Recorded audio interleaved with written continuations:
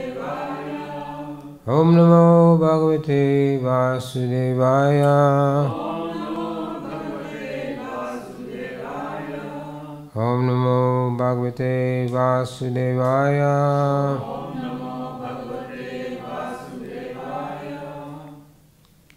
Well, this is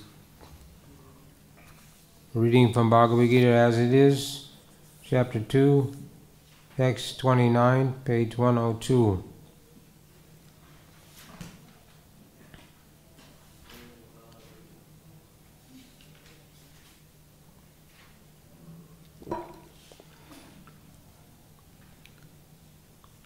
Ascharyavat pashyati chachit enam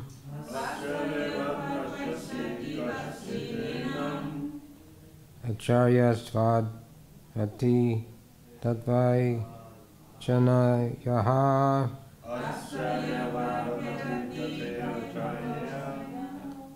ascharyavat chanam anya Srinoti Udvapi Enam Vedana Chaiva Kaschid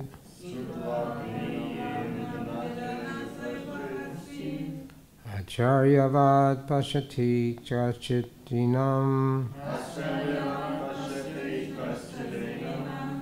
Acharyavad Vaditavaid Vachanyaha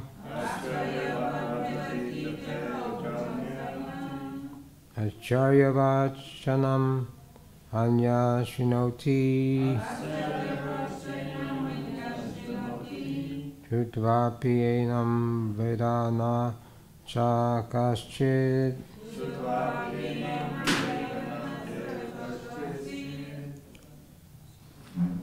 Ascharyavat pashyati kaschdenam Ascharyavat bhakti tatheva chanya Ascharyavat manya shanoti Shatvapen vedana chev kaschit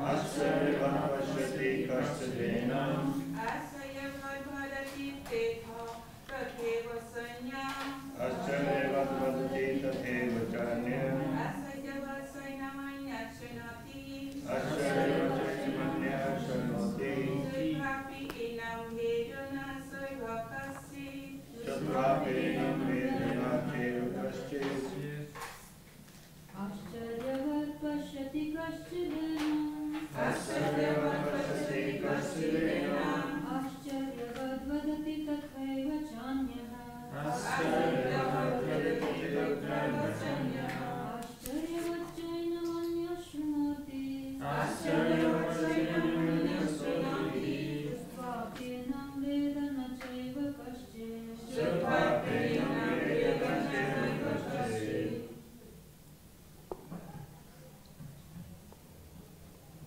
Word for word. Acharyavat as amazing. Pashyati sees. Kaschid someone. Enam this soul. Acharyavat amazing, as amazing. Vadati speaks of. Tata thus. Eva certainly. Cha also. Anyaha another.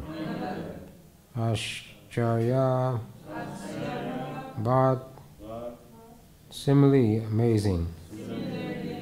Cha also. Enam this soul. Anyaha another. Srinoti hears of. Shrudva having heard. Api, even. Enam, this soul. Veda, knows. Na, never. Cha, and. Eva, certainly. Kachit, someone. Translation and purport by His Divine Grace A.C. Bhaktivedanta Swami Srila Prabhupada. Some look on the soul as amazing, some describe him as amazing, some hear of him as amazing, while others, even after hearing about him, cannot understand him at all. Please repeat. Some look on the soul as amazing. Some describe him as amazing. Some hear of him as amazing. While others, even after hearing about him, cannot understand him at all. So, Bhagavad Gita class is also amazing. That word amazing 3 times. So we can recite the Mangalacharna. Om Arjana Turamdasya, all together.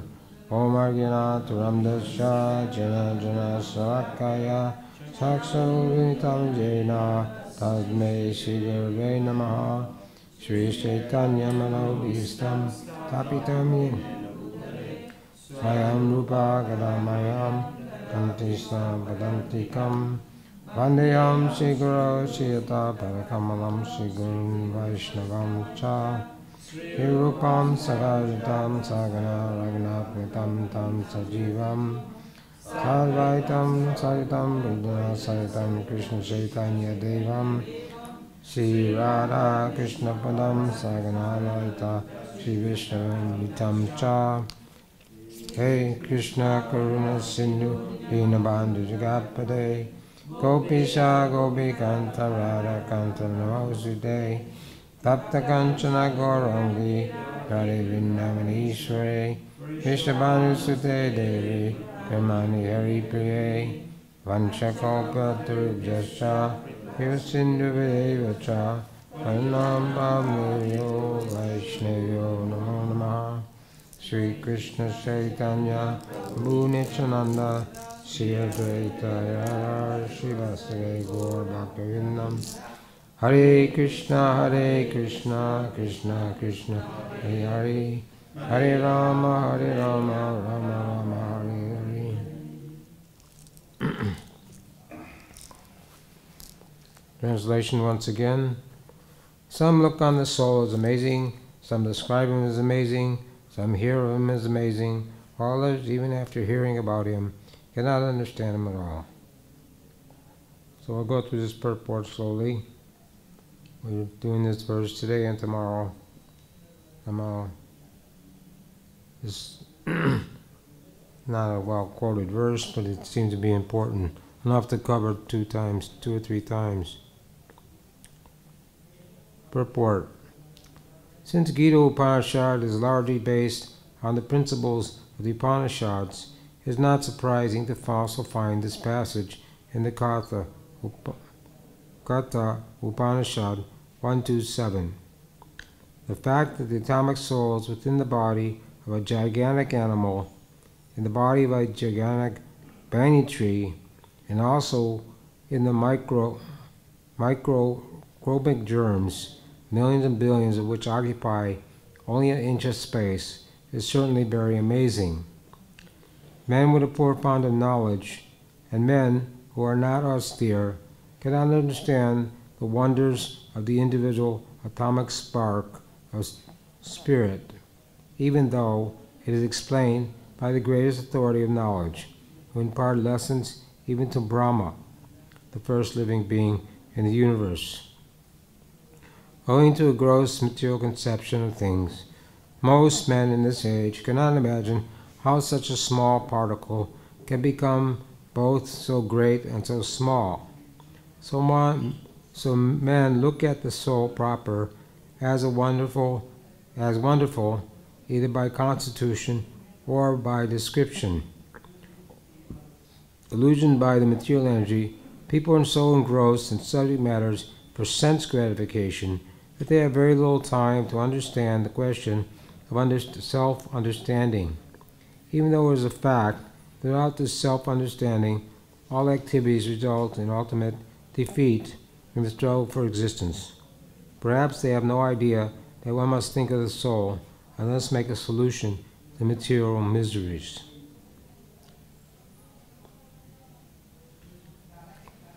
So we know that there are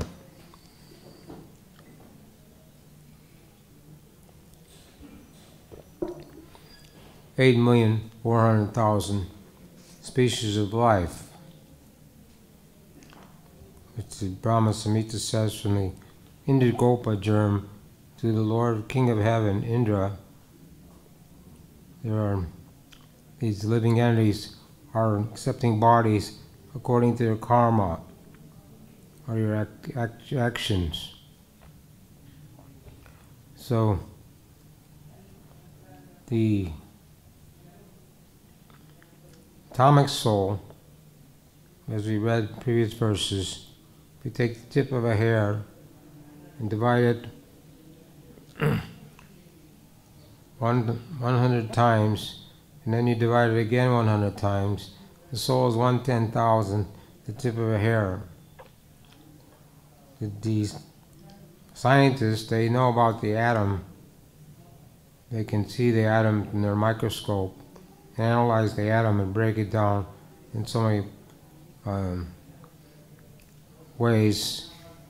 But the atomic atom, or the atomic soul, that is not, they cannot see. And the devotees made a movie, it was called The Spark of Life. And one person was going to school, he received the Bhagavad Gita, and he started reading it, and he went to school, went to class, and the teacher said that the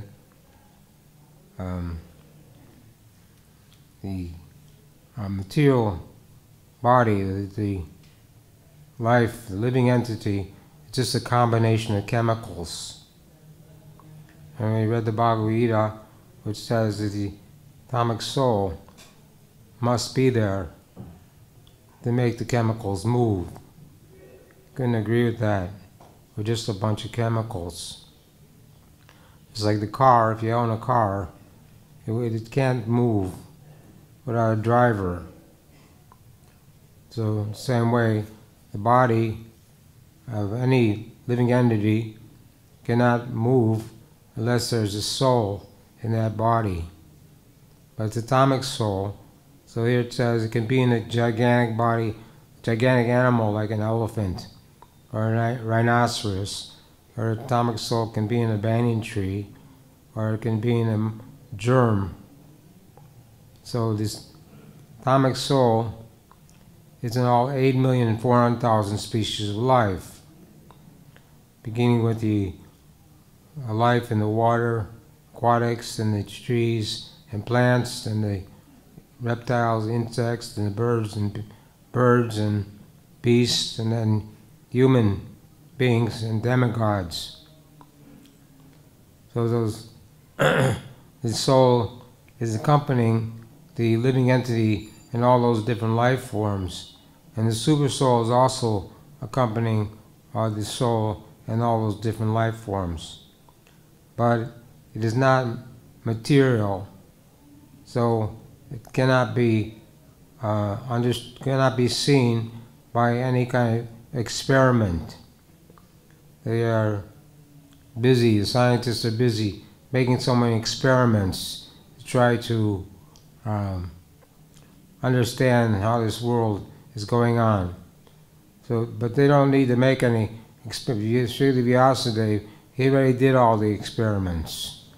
So if you read the Bhagavad Gita, Srimad Bhagavatam, Chaitanya Charitamrita, you read all Prabhupada's books, you don't need to do any experiments or speculate about what's what and who's who. And the whole world is going on the pretense of false names and false forms. So everybody in the material world thinks that I, me, mine. I'm this body, and everything associated with this body belongs to me. And Prabhupada gave one lecture to a group of students, and he had one student stand up and said, point to your head. And they said, what's that? He said, this is my head. Point to your arm, this is my arm. Point to your leg, this is my arm. So he said, where are you then? So these different parts of our body belong to me. But where are you? That we can't understand. That's what's being explained here. Men with poor fundamental knowledge and men who are not austere cannot understand the wonders of the individual atomic spark, even though explained by greatest authority of knowledge, who imparted lessons even to Brahma, the first living being in the universe. So the greatest authority of knowledge is Krishna. Sabhashajam Ridishani Bisto Matasmatir Gyanapavancha Vedantikrit Veda Vedavachaham. So Krishna says, I'm the knower, the compiler of the Vedas, knower of the Vedas. So Krishna is the original authority. So Lord Brahma, from breathing of Mahavishnu, all the universes come out. Like when we perspire, when perspiration comes out of your forehead in the summertime, not this time of year, but in the summertime, then in the same way, all the universes coming out of the pores, the holes of Mahavishnu, and each one of the universe, there's Garbhodakshai Vishnu is laying there, and from his navel comes a lotus flower, lotus stem with a flower on top, and that is the seat for Lord Brahma. So Brahma is Aja, he's unborn, he doesn't take birth like an ordinary human being with a father and mother. So he's the first created being, and when Brahma took birth, he was sitting on his lotus flower, wondering where it came from, where it originated from. So first he went down the lotus stem a little ways, tried to find out the origin of that lotus, but it was all he could see was darkness. He couldn't discover that. Then he came back and he sat on the lotus flower, and he heard the word tapa, tapa. So he knew, he could understand that meant he was supposed to perform austerities. So Lord Brahma sat in meditation for 100 years. And after 100 years, the Supreme Lord was pleased with him, and he got the darshan. The Lord came and shook hands with him. That shaking hands indicated the Lord was pleased with him. And then the Lord showed him all the different Vaikuntha planets. Then Brahma could understand that he was it was his job to create the material world. Brahma is the three guna avatars: goodness, passion, and ignorance. Lord Vishnu is in the mode of goodness, is the maintainer of everyone. Lord Brahma is in charge of the mode of passion. He's the creator, and Lord Shiva, he's in charge of the mode of ignorance, and he annihilates everything. So in this way, there's three living entities who are in charge of maintenance, creation, and destruction. So one time, there was one group of sages who were going to perform a sacrifice for 1,000 years. But they didn't know, they couldn't understand that who should be worshipped as supreme. Because in different places in the Vedas, sometimes Lord Shiva is addressed as Bhagavan, sometimes Brahma is addressed as Bhagavan, and sometimes Vishnu is addressed as Bhagavan. So they called Brigamuni, who is the priest of the demigods, and they asked him, do you please find out who should be worshipped first, who should be worshipped as supreme. So Brigamuni went to Lord Brahma, who was his father, and he didn't offer respects to Brahma. Generally, the son is supposed to pay obeisances to the spiritual master or to the father, but he didn't do that. And so Brahma became very angry, but because he was able to control his anger, so he didn't do anything. So Brigamuni offended Lord Brahma with his mind by not offering respect. Then he went to Lord Shiva, and Lord Shiva was his brother, so Lord Shiva came to embrace Brigamuni. But Brigamuni stopped him, said, you put ashes all over your body, you're not very clean, you have these ghosts and evil spirits as your associates, so please don't touch me. So he offended Lord Shiva with his words, and Lord Shiva is easily pleased and easily angered. So Lord Shiva became very angry, and he took his trident and he was going to kill Brigamuni. But Parvati was there, and she stopped him. So then Brigamuni went to Lord Vishnu, and he went to Lord Vishnu and Svetadreep, and he kicked him in the chest. And Lord Vishnu said to Brigamuni, I'm very sorry, I didn't receive you when you came, and my chest is very hard. Hope you didn't hurt your foot. He offered respects to Brigamuni. Of course, in Chaitanya Bhagavat, it's explained that Brigamuni would have never done that, kicked the Lord in his chest, but he did that, he was empowered to do that, to prove that Lord Vishnu is never disturbed, even in greatest cause for disturbance. So Lord Vishnu showed that he was in the pure goodness and that he should be worshipped first. So Vishnu is the Krishna's tool, Bhagavan Swayam.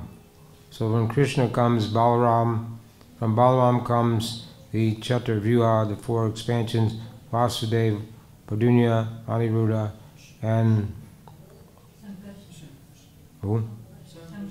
Sankarshan, Balaram. First, when Krishna comes, Balaram, and the four Chaturvyuha, and the Vaikuntha, all the Vishnu forms with 4 arms, and then the second quadruple expansion, then the Mahavishnu lies on the carnal ocean, and the Vishnu, Garbhodakshai Vishnu, who's the source of Lord Brahma, and then Kshirodakshai Vishnu, who's the super soul in everyone's heart and in all the atoms. So it says here, men who are not austere cannot understand the wonders of the individual atomic spark of spirit. So the Krishna consciousness movement, started by Srila Prabhupada, 2nd Avenue, he didn't impose so many austerities in the very beginning. There was no Mangalarti, the devotees didn't get up early. But gradually, he started to introduce different kinds of austerities. And he posted, the first initiation, he posted the 4 regulated principles: no meat eating, no gambling, no intoxication, no illicit sex. Before that, they didn't know about that so much. No meat, fish, or eggs. There was a donut shop near the 2nd Avenue temple, and they usually put eggs in the donuts. So the devotees would go there to eat donuts, and Prabhupada, they'd see Prabhupada walking by, so they'd slide down in their seat to hide so Prabhupada couldn't see them. And Shama Sundar, he was engaged in San Francisco to carve the deities of Jagannath, Subhadra, and Baladev. So Prabhupada went to see how the work was going on, and he'd put a pack of cigarettes on Lady Subhadra's head. So, but Prabhupada didn't tell him to stop smoking. He just told him that you smoke one less cigarette every day until you stop smoking. So this is the austerities we perform. Also, rising early. Prabhupada says we must rise before 4 o'clock. If you don't rise before 4 o'clock, you can't make advancement that day. He also said austerity was reading 1 hour a day. And here in Vrindavan, we can take bath in Yamuna every day if the Yamuna is still there. And this also consider austerity. But we can't be as austere as the Naga Babas. When they have Kumbh Mela, the Naga Babas come in thousands. They don't wear any clothes, and they put ashes on their body. But we can't imitate, we can't do that. But because they're followers of Lord Shiva, they're not Vaishnavas, they're austere, but their austerity doesn't give them Krishna prema. It simply makes their heart hard. Their heart hard. That's false austerity, or not austerity, and it will take one to pure goodness. And Bhaktisiddhanta made a vow to chant 1 billion names, and he was in Mayapur. He was only eating rice with ghee once a day. So he was falling sick, and that kind of austerity is not recommended. If the austerity is too much, his father Bhaktivinoda told him that he should stop his austerity because it was injuring his body. So devotees can perform austerities by fasting on fast days like Ekadasi and Janmashtami, Gaur Purnim, and we can do other kinds of austerities as long as it's not injurious to the body. Then it's too much.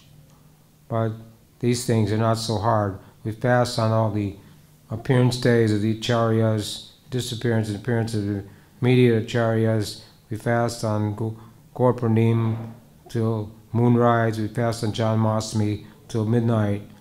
These are different austerities we perform, but they're not injurious to the body. They're easily performed by most people.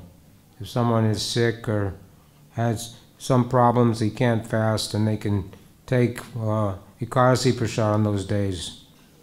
But otherwise, his austerity must be there. This is like 4 things: mercy, cleanliness, austerity, and truthfulness are ruined by austerity is ruined by taking intoxication. Cleanliness is ruined by illicit sex. Truthfulness is ruined by gambling.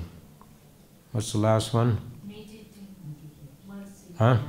Mercy is ruined by animal killing, eating animals. So if one takes intoxication, then one cannot be austere, because the intoxication alters one's mind, one's intelligence, and you can't be, if you're taking intoxication, and you can't follow any kind of regulated lifestyle. In the beginning of the movement, the boys were thinking that LSD was helpful for spiritual advancement, but they asked Prabhupada. Prabhupada said, no, you can't get spiritual benefit from something that's material. So LSD may seem to give someone a spiritual experience, but it's not actually it's only temporary and it's not beneficial, and shouldn't be taken by devotees in this Krishna conscious movement.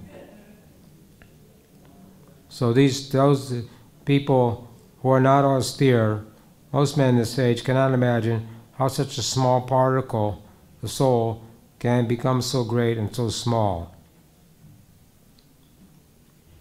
Because generally people think, when you talk about the soul, they think the soul and the body are the same. So they think the soul is in an elephant and the soul is in an ant in the body, but it's not. It's in the heart. The soul is in the heart region, it's in the heart, and by the energy, it produces the energy which generates the consciousness. The symptom of the soul is consciousness, and as consciousness is emanating from the heart. So people slaughter animals in different religious groups, they say, because they say animal has no soul. But we know that the symptom of the soul, or symptom of consciousness, is one takes birth, one grows, one remains for some time, one produces offspring or byproducts, one dwindles, and one dies. If that's present in a body, that means there's a soul in that body. So the soul's in the gigantic banyan tree, the soul's in the elephant, but according to their consciousness, it may or may not be developed. So even though an elephant has a very large body, he can be controlled by a small man, because the man has developed consciousness where the elephant doesn't. So they train the elephant from the beginning. When it's very small, they put a stake in the ground and they tie his leg around the stake so he can't move. And then when the elephant grows up, they put the same stake in the ground, or a rod in the ground, and tie his leg, because he couldn't pull it out when he was small. He doesn't realize that now he's big, that he could easily pull it out. So he's captured. So the elephant, although he has a very big body, he has a very small brain, so he can be controlled by a human being. So this soul is there and all. The soul is also in the tree body, but its consciousness is very limited.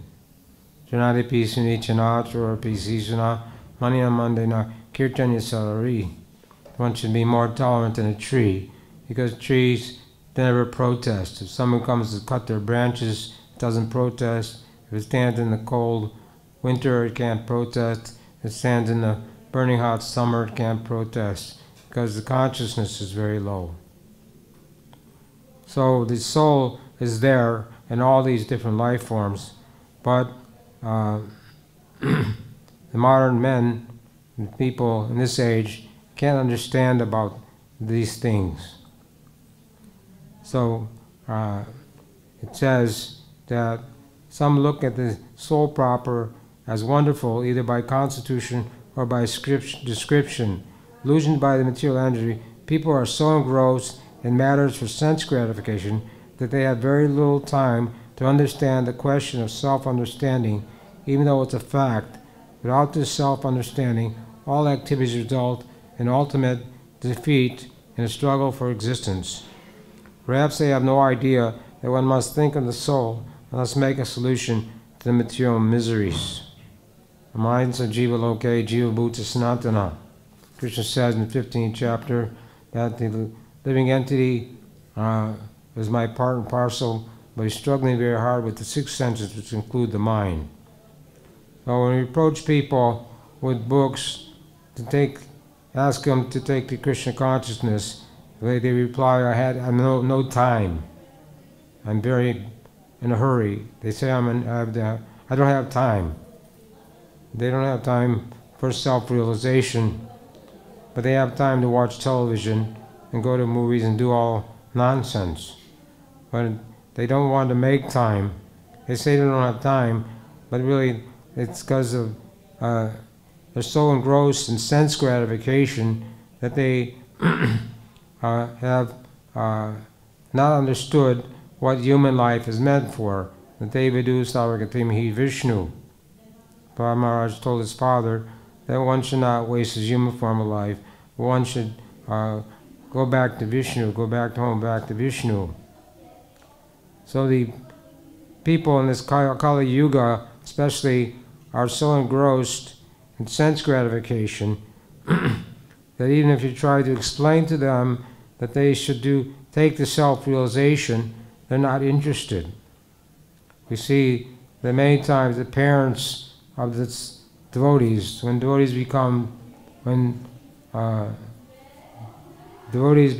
people become devotees, the parents are not very happy in most cases.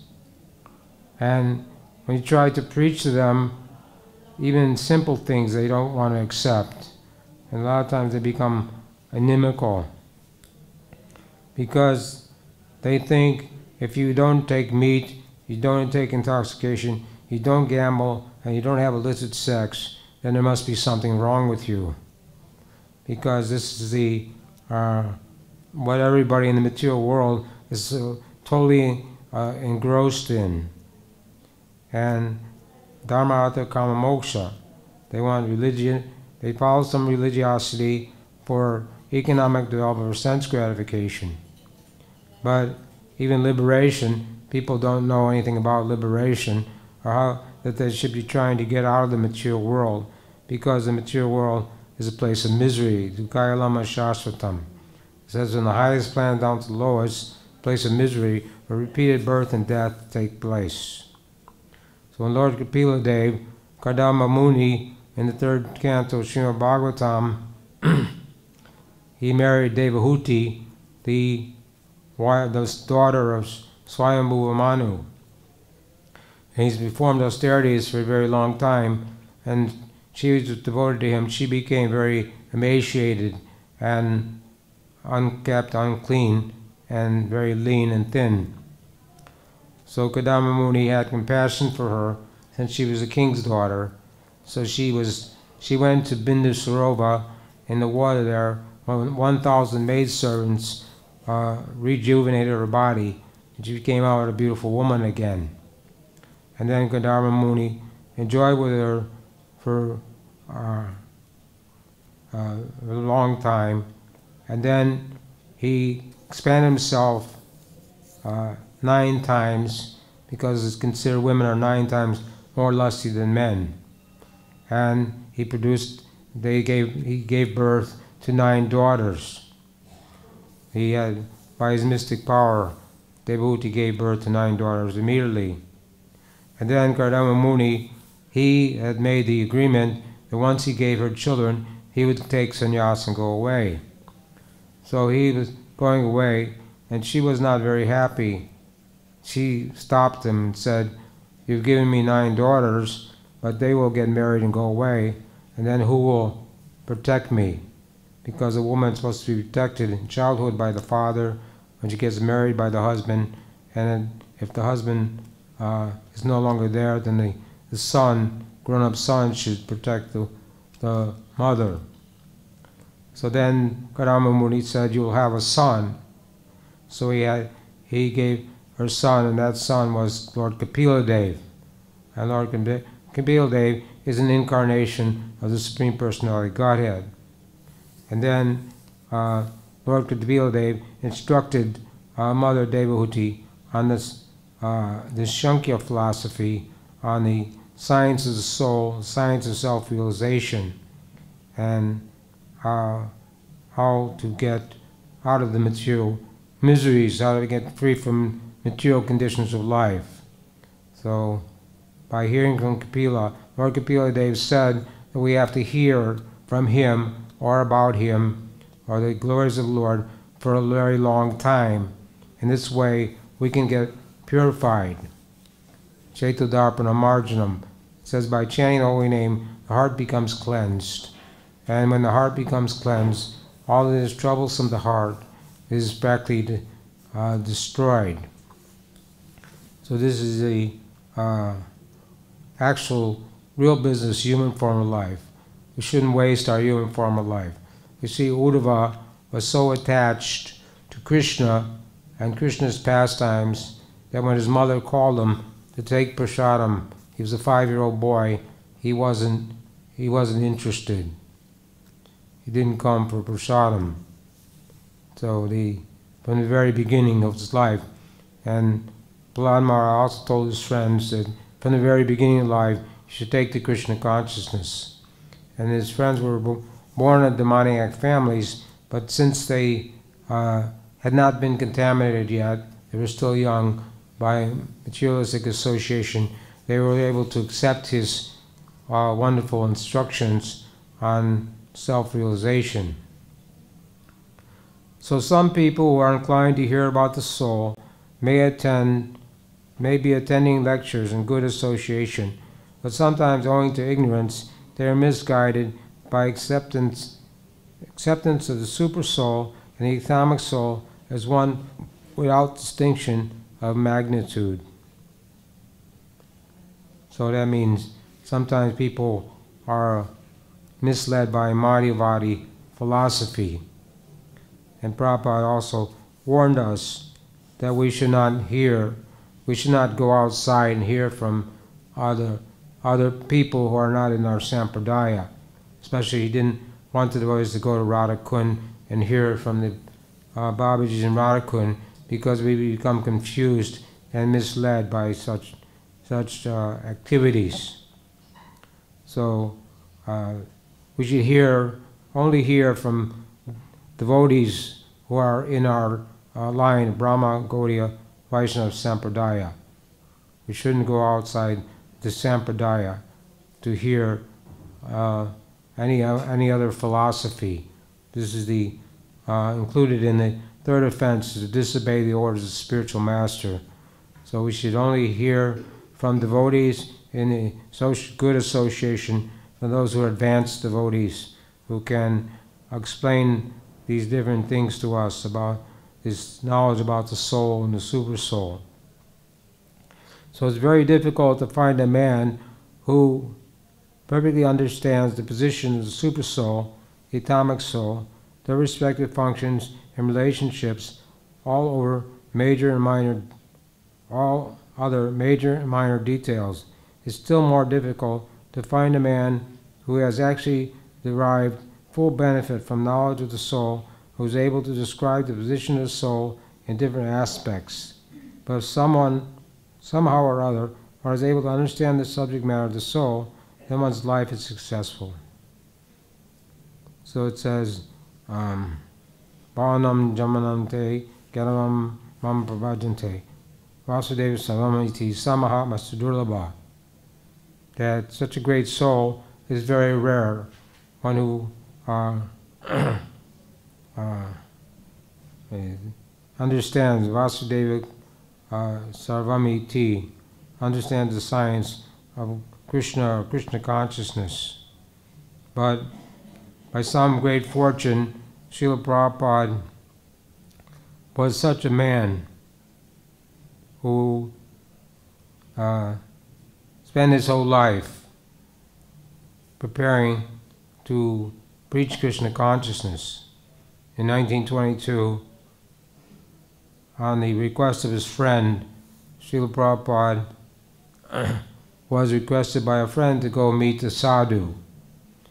So Prabhupada was reluctant because his father would daily feed not less than 5 sadhus. But most of them were not bona fide sadhus. Most of them were Mayavadis or whatever, but they weren't genuine sadhus. So Prabhupada didn't want to go. He refused, but his friend said, no, this person is different. So upon meeting Bhaktisiddhanta in 1922, Prabhupada was very impressed that this was a real Gaudiya Vaishnava, a real sadhu. So the first thing Bhaktisiddhanta told Prabhupada, that I want you to preach Krishna consciousness in the English-speaking world. So Prabhupada was amazed or a little surprised to hear that, but he took that as his life and soul, A.K. Kuru Nandana, with one point of intention.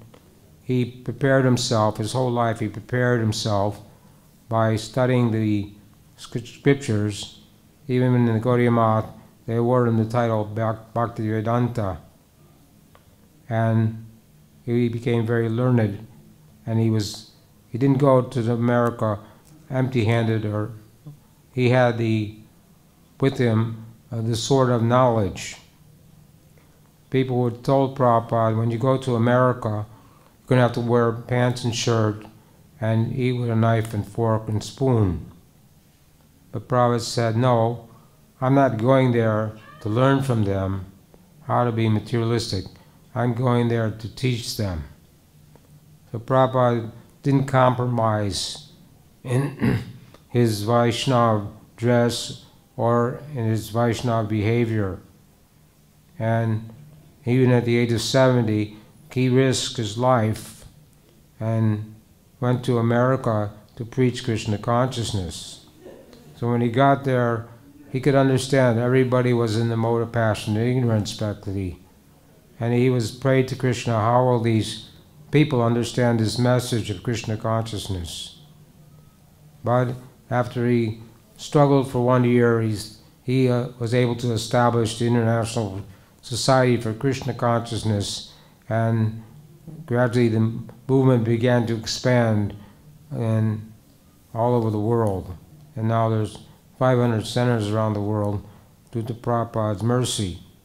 So he was that soul who actually had Atma-tattva, or knew the knowledge, or the siddhanta, proper siddhanta, about what's what and who's who. And Srila Prabhupada was never confused in any manner or any way. He had so many room conversations and interviews, and he never was defeated in any way. So he said that also his disciples should be the same way. If the lawyer goes to court, he has to cite some cases to back up his present case. So Srila Prabhupada was always quoting slokas from different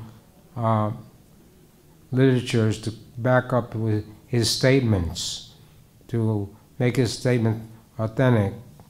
And he also gave us his Bhaktivedanta purport, even though he traveled around the world 14 times in 12 years and opened schools and farm communities and temples all over the world. He still would spend every day, every morning, he would spend translating and purporting Srimad Bhagavatam and Chaitanya Charitamrita so that the intelligent people can read these books and find out how they should utilize their human life, and how they can come to understand that they're not this body, that we're a spirit soul. So here it says, amazing. The soul, some look at the soul as amazing, some describe him as amazing, some hear him as amazing. But most people cannot understand him at all. So, Srila Prabhupada, Uttama Adhikari, there's Uttama Adhikari, Madhyama Adhikari, and Kanistha Adhikari. Kanistha Adhikari is the neophyte devotee. The Madhyama Adhikari is a middle-class devotee. He has love for Krishna.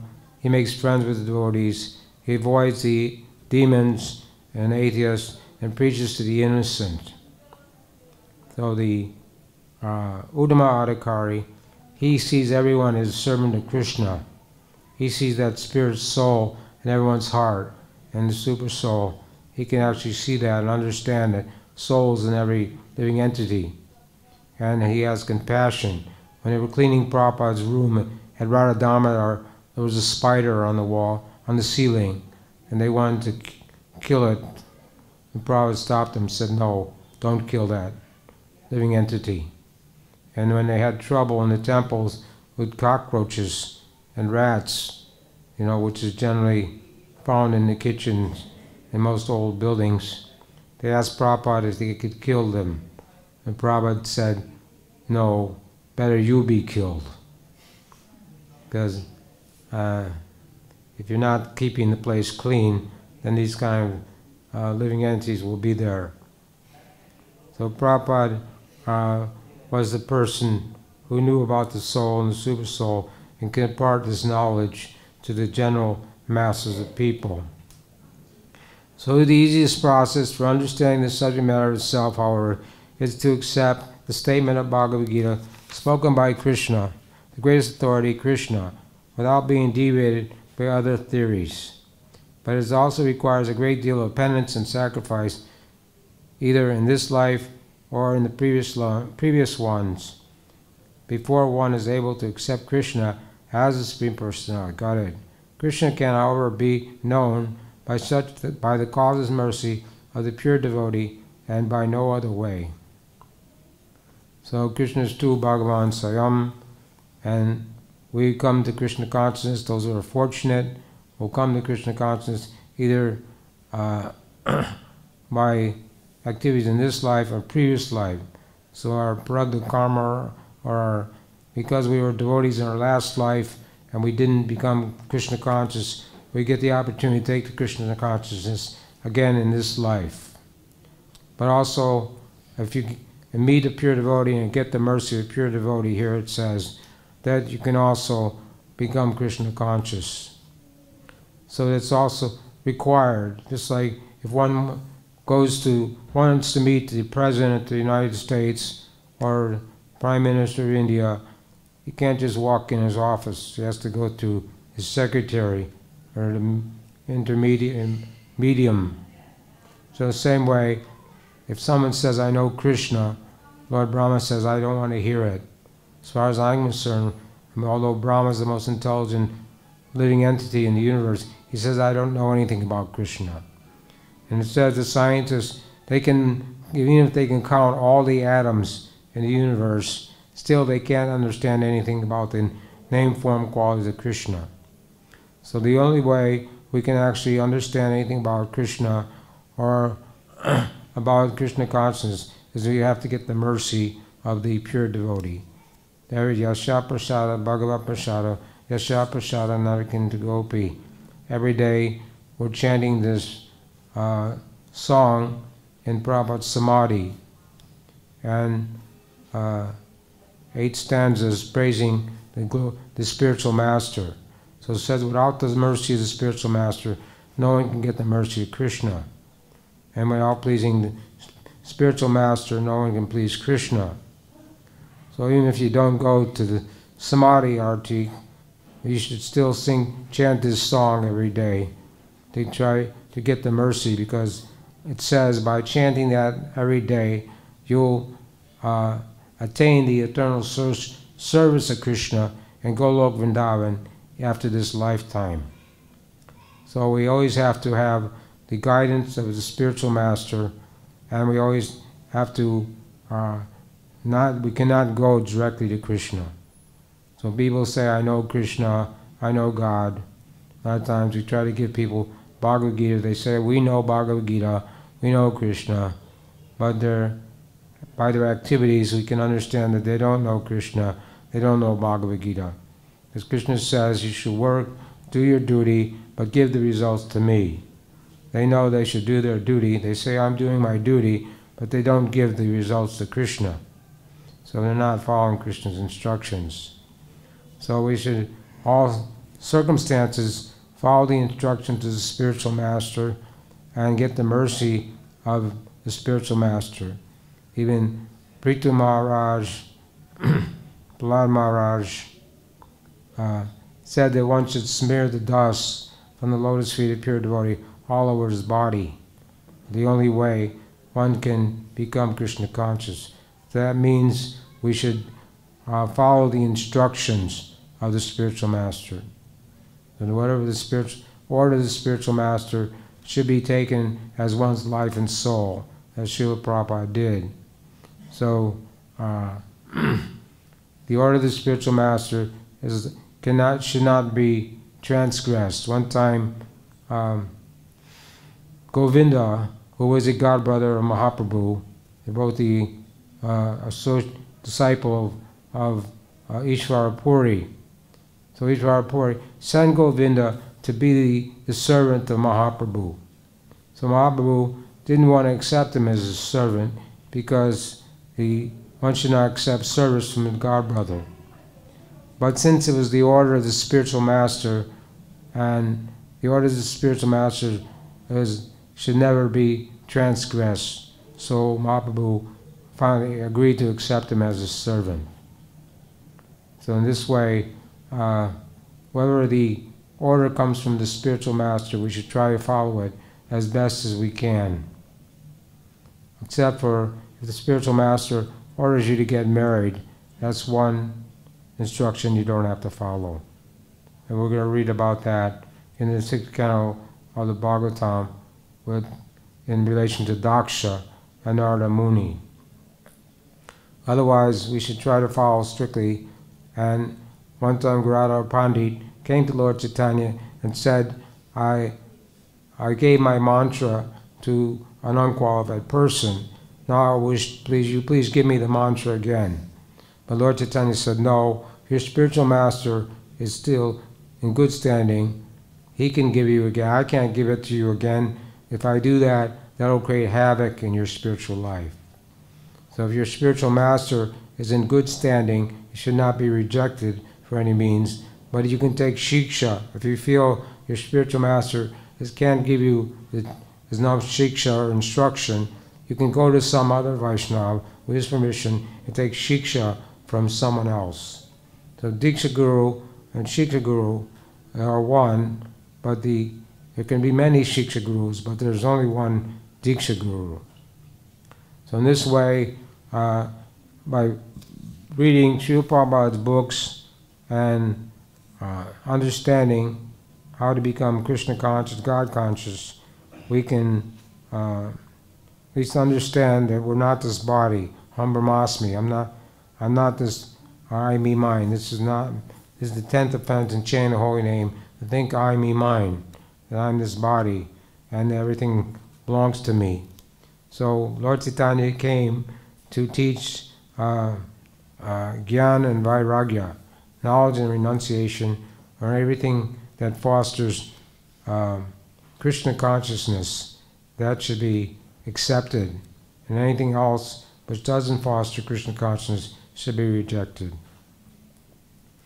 So as time is over, anybody have any questions or comments?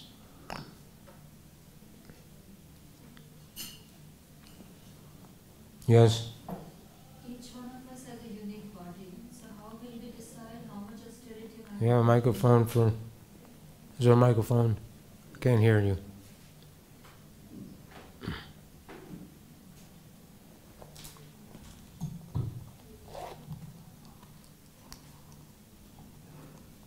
Each one of us has been given a unique body, so how will we decide how much austerity I can do? Because it's written, without austerity and sacrifice one cannot have knowledge. So how much austerity? It's very unique. We don't have to think about it too much. We follow Ekadasi, follow Janmashtami, Gaur Purnim, we chant 16 rounds, rise before 4 o'clock. These are simple austerities. We don't have to do anything that's too difficult or not recommended in the Shastra. If you read Hari Bhakti Vilas, you can understand what kind of austerities we should perform. If you have any question, you can ask your Guru Maharaj or your husband if you're married. And you said Shaivites, when they perform extreme austerities, they become hard-hearted. But is it that they don't get any benefit of that austerity? No, because they're not worshipping Krishna. They're Shivites. And they don't they don't get you can't get they just the trouble they just are torturing the body. It's called Amaha. It's called the killer of the souls. Those who worship the impersonal Brahman are the killing of the soul, and they have to go to hell. They're not going to Golok. If they're Shivites and they're devoted to Lord Shiva, they can go to Shiva's planet, Maheshtam, but not they're sinful. So they're performing austerities and they're sinful at the same time. They're smoking Ganges, ganja, and they're we don't know what they eat or what they do. So they don't get any benefit, the same benefit the devotees get. And devotees would go out in America and traveling Sankirtan, and in the winter time they'd have to take bath in the morning, and so they'd go to a river and break the ice and take water and take cold bath. This is very austere, taking cold bath in the winter time. But we got pleasure, we enjoyed it, that kind of austerity. But the Shivites, the Nagababas, the Shivites, they're not getting prema, they're not dancing in kirtan.